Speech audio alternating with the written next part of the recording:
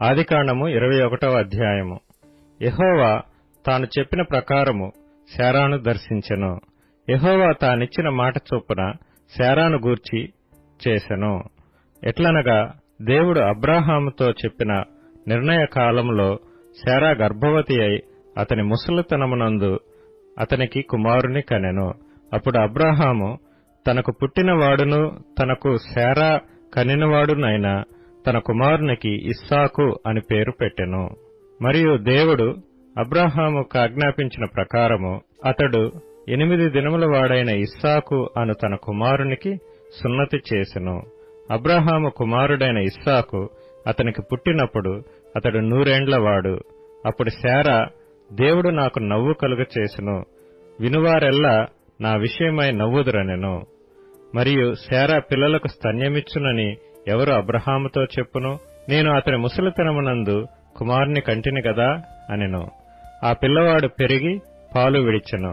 ఇస్సాకు పాలు విడిచిన దినమందు అబ్రహాము గొప్ప విందు చేసెను. అప్పుడు అబ్రహామునకు ఐగుప్తీయురాలైన హాగరు కనిన కుమారుడు పరిహసించుట శారా చూచి, ఈ దాసిని దీని కుమారుని వెళ్లగొట్టుము, ఈ దాసి కుమారుడు నా కుమారుడైన ఇస్సాకుతో వారసుడై ఉండడని అబ్రాహాముతో అనెను. అతని కుమారుని బట్టి ఆ మాట అబ్రాహామునకు మిక్కిలి దుఃఖము కలుగచేసెను.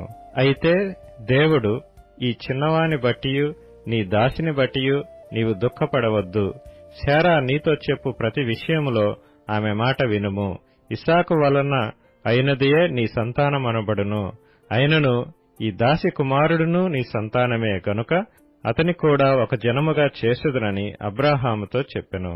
కాబట్టి తెల్లవారినప్పుడు అబ్రాహాము లేచి ఆహారమును నీళ్ల తిత్తిని తీసుకొని ఆ పిల్లవానితో కూడా హాగరునకు అప్పగించి ఆమె భుజం మీద వాటిని పెట్టి ఆమెను పంపివేశెను.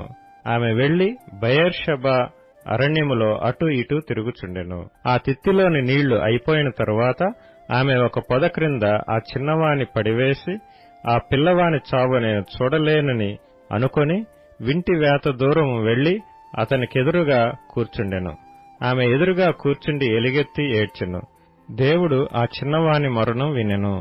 అప్పుడు దేవుని దూత ఆకాశము నుండి హాగరును పిలిచి, హాగరు, నీకేమి వచ్చినది? భయపడకుము. ఆ చిన్నవాడున్న చోట దేవుడు వాని స్వరము వినియున్నాడు. నీవు లేచి ఆ చిన్నవాణ్ణి లేవనెత్తి నీ చేత పట్టుకొనుము, వానిని గొప్ప జనముగా చేసెదనని ఆమెతో అనెను. మరియు దేవుడు ఆమె కన్నులు తెరచినందున ఆమె నీళ్ల ఊట చూచి వెళ్లి ఆ తిత్తిని నీళ్లతో నింపి చిన్నవానికి త్రాగనిచ్చెను. దేవుడు ఆ చిన్నవానికి తోడైయుండెను. అతడు పెరిగి పెద్దవాడై ఆ అరణ్యములో కాపురముండి విలుకాడాయెను. అతడు పారాను అరణ్యములో నున్నప్పుడు అతని తల్లి ఐగుప్తు దేశములో నుండి ఒక స్త్రీని తెచ్చి అతనికి పెండ్లి చేసెను. ఆ కాలమందు అబీమెలకును అతని సేనాధిపతి అయిన ఫీకోలును అబ్రాహాముతో మాట్లాడి, నీవు చేయు పనులన్నిటిలోనూ దేవుడు నీకు తోడైయున్నాడు గనుక నీవు నన్నైనను నా పుత్ర పౌత్రాదులనైనను వంచింపక నేను నీకు చేసిన ఉపకారము చొప్పున నాకును నీవు పరదేశివైయున్న ఈ దేశమునకును చేసేదనని దేవుని పేరట ఇక్కడ నాతో ప్రమాణం చేయమని చెప్పెను. అందుకు అబ్రాహాము ప్రమాణం చేసేదనెను. అబీమెలెకు దాసులు బలాత్కారముగా తీసుకొనిన నీళ్లబావి విషయమై అబ్రాహాము అబీమెలెకును ఆక్షేపింపగా, అబీమెలెకు, ఈ పని ఎవరు చేసిరో నేనెరుగను, నీవును నాతో చెప్పలేదు, నేను నేడే గాని ఈ సంగతి వినలేదని చెప్పగా, అబ్రాహాము గొర్రెలను గొడ్లను తెప్పించి అబీమెలెకుకిచ్చెను. వారిద్దరూ ఇట్లు ఒక నిబంధన చేసుకొనిరి. తరువాత అబ్రాహాము తన గొర్రెల మందలో నుండి 7 పెంటి పిల్లలను వేరుగా నుంచెను గనుక అబీమెలెకు అబ్రాహాముతో, నీవు వేరుగా ఉంచిన ఈ 7 గొర్రెపిల్లలు ఎందుకని అడిగెను. అందుకతడు, నేనే ఈ బావిని త్రవ్వించినందుకు నాకు సాక్షార్థముగా ఈ 7 గొర్రెపిల్లలను నీవు నా చేత పుచ్చుకొనవలనని చెప్పెను. అక్కడ వారిద్దరూ అట్లు ప్రమాణం చేసుకున్నందున ఆ చోటు బెయేర్షెబా అనబడెను. బెయేర్షెబాలో వారు అలాగు ఒక నిబంధన చేసుకున్న తరువాత అబీమెలెకు లేచి తన సేనాధిపతి అయిన ఫీకోలుతో ఫిలిష్తీయుల దేశమునకు తిరిగి వెళ్ళెను. అబ్రాహాము బెయేర్షెబాలో ఒక పిచుల వృక్షము నాటి అక్కడ నిత్యుడైన యెహోవా పేరట ప్రార్థన చేసెను.